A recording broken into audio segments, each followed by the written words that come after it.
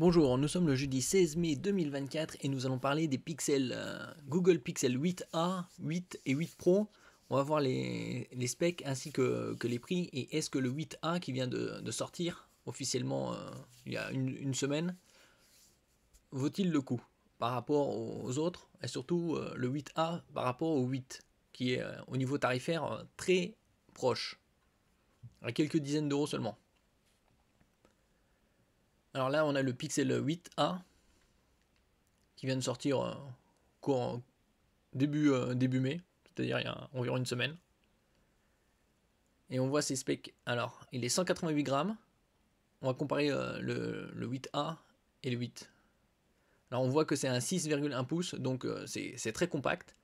Ce qu'on remarque aussi, c'est un sacré bord, d'où un ratio de 81,6%. C'est-à-dire la surface et l'écran, combien de place il prend. 81,6 pouces, c'est très bas.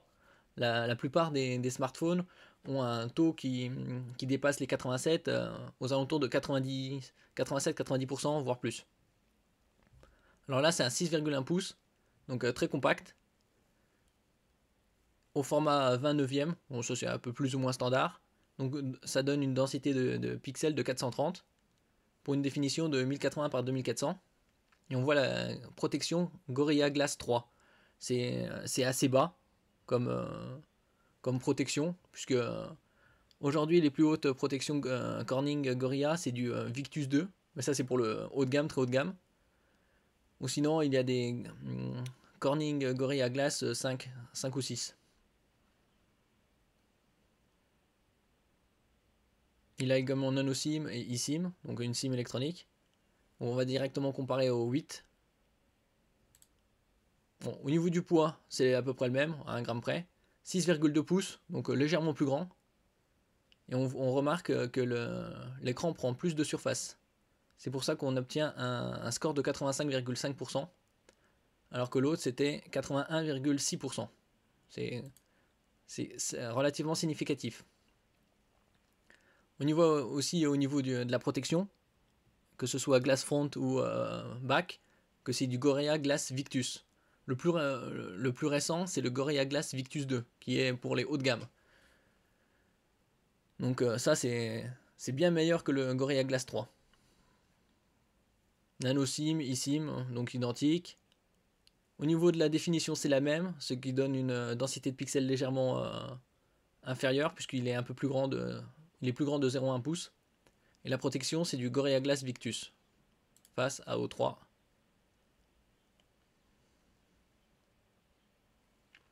Tous les deux sont sous Android 14. Alors, le CPU, c'est du Google Tensor G3 en 4 nanomètres. Donc, identique. Au niveau de la mémoire, c'est 8 Go de RAM ou 128 ou 256 gigaoctets de mémoire en UFS 3.1, le plus récent étant le 4. Donc, pour un milieu de gamme, haut de gamme, bas, c'est bon, 3.1. Sur les deux, c'est pareil. Maintenant, passons à la section photo. 64 mégapixels pour le principal en OIS, c'est-à-dire Optical Image Stabilization, c'est stabilisation optique, et le grand angle 120 degrés, 13 mégapixels. Enregistrement en 4K jusqu'à 60 images secondes. En 1080p jusqu'à 240, et également OIS stabilisation optique. Ça c'est sur le 8A. Maintenant au 8, 50 mégapixels en principal, 12 mégapixels en grand angle 126 degrés, donc un peu plus large. Et l'enregistrement 4K est pareil. 4K 60 images, et on a également stabilisation optique et même enregistrement en 10 bits HDR, alors que l'autre il ne l'a pas. Caméra frontale pour les selfies 13 mégapixels, capable d'enregistrer en 4K 30 images secondes et en Full HD 30 images secondes. Auto HDR.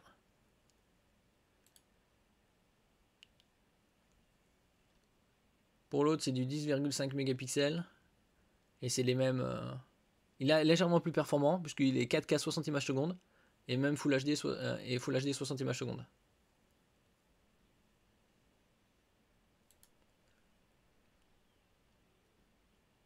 Alors au niveau de la connectique sans fil, il va jusqu'au Wi-Fi 6E, le Bluetooth 5.3. Après tout le reste, c'est basique. Positionnement satellite, GPS, GLONASS, Galileo et autres. Et NFC, Near Field Communication pour l'utiliser comme un pass Navigo ou pour le paiement sans contact. Et USB type C 3.2. On voit que sur le 8, il a le Wi-Fi 7, donc le plus récent. Le Bluetooth 5.3, le plus récent est le 5.4. Et tout le reste, plus ou moins similaire. Passons à la batterie. Sur le 8A, il est à 4492 mAh. Alors que sur le 8, il est à 4575 mAh. Donc il est légèrement plus grand en capacité. Alors là, on va passer directement au prix. Ici, on a le 256 Go en 8A à 599 €. Et le 8 en 128, 249. Moi, je conseille de prendre 256 pour 50 € de plus. Vous n'êtes pas à ça près. Et ce sera beaucoup plus confortable pour stocker des photos, des vidéos.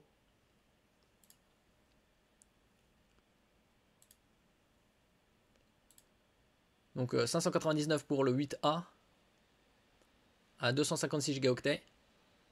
Alors que le Pixel 8, je vous ai montré, les caractéristiques étaient bien supérieures. Il est à 659 €, alors que le prix de lancement était de 859. Et en 256 Go. Donc pour 10% de tarif en plus, vous avez un smartphone bien plus performant à 659 contre 599 l'autre.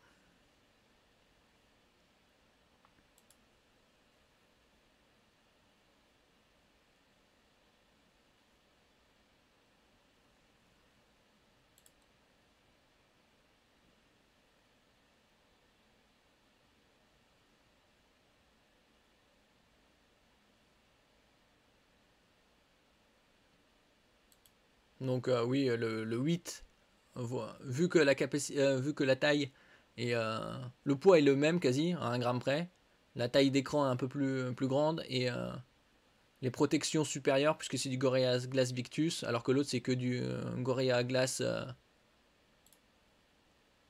3.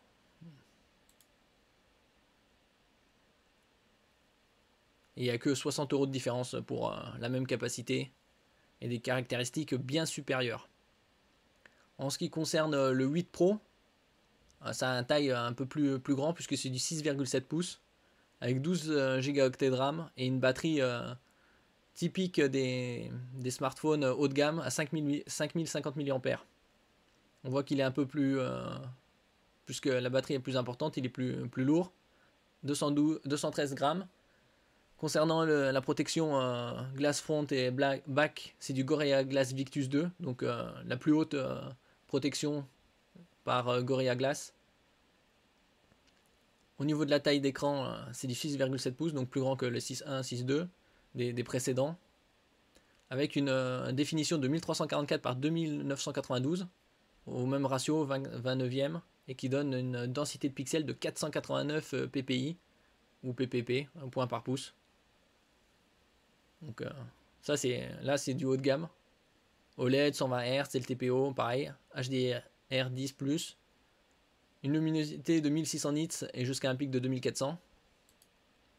Alors que les autres c'est 1400, 2000 pour le 8 et 2000 pour le pic pour le 8A. Android 14 bien évidemment, Tensor G3 4 nm le même. La mémoire c'est du UFS 3.1 en génération, le 4 étant le meilleur. Bon, c'est un peu étonnant mais ça aussi ce smartphone il est à un très bon prix puisqu'il a bien baissé par rapport à son prix de lancement qui était en septembre-octobre 2023. Là il a un triple capteur photo, 50 mégapixels, 48-48, avec stabilisation optique et zoom optique 5 sur le deuxième. Enregistrement en 4K 60 Hz, 1080p 240, le 10 bits HDR aussi et stabilisation optique. Le capteur photo c'est du 4K 60 ainsi que le 1080p 60. Le Wi-Fi 7, donc dernière génération, Bluetooth 5.3, une batterie plus conséquente de 5050 mAh.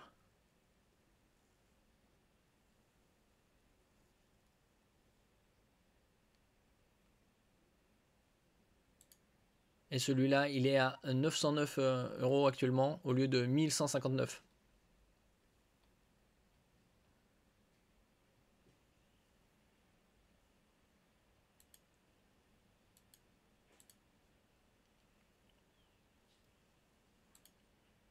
Donc même si le 8A vient juste de sortir et qu'il est compact, de mon point de vue, il est bien au moins 100 € sans trop élevé au niveau du tarif.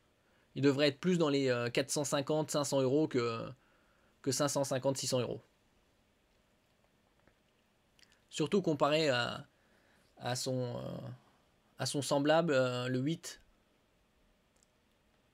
Puisque pour 60 € de plus, vous avez un smartphone bien supérieur sur pas mal d'aspects.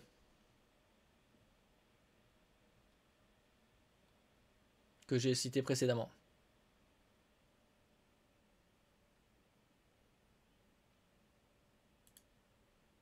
Celui-là.